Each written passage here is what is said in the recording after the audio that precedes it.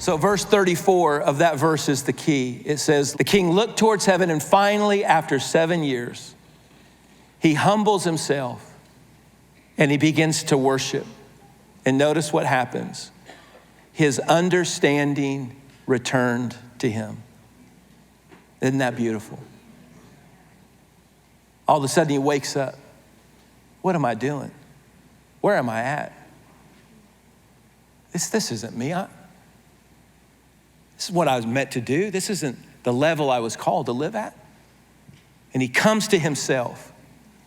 And God looks down and he sees this king living like a beast.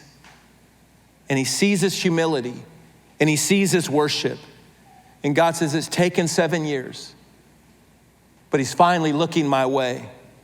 And that's what this service is about today. It's about no matter how far gone you think you are or somebody else is, no matter how long it's been, no matter what areas the enemy has somehow cut down in your life. Maybe your marriage feels cut down today. Maybe it's your dream that's been cut down. Maybe it's your emotions and your mental life has been cut down. Maybe it's your faith has been cut down. God just looks not for perfect people. God looks for a posture of humility, a posture of worship. And when we're willing to worship, God looks at that king and he says, because you've humbled yourself, I'm going to restore you back to the throne. Amen. Now watch this.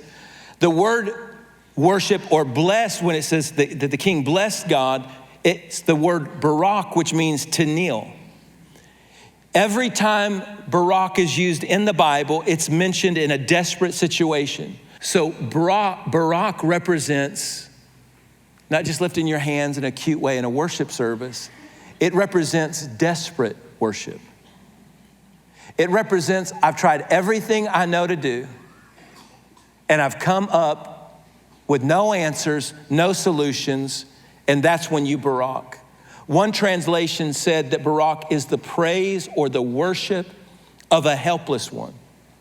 It's when you say, the assistance that I need, the situation I'm in requires supernatural and divine intervention. I cannot do this without God. Nothing else will turn this around but him. And because the king is no longer proud, is no longer filled with his ego, is no longer worshiping self, no longer creating golden images, giving the command to bow down and worship me. Because he's been humbled and now he realizes he's just creation.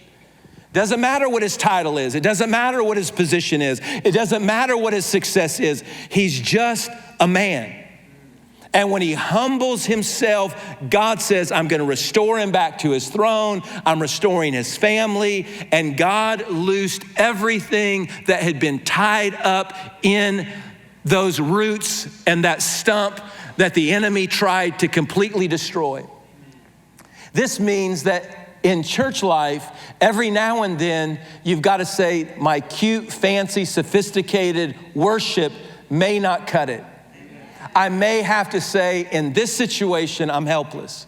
In this situation, it's bigger than me. And I have to humble myself and say, God, I'm desperate. I can't do this any other way. I need you. I want you.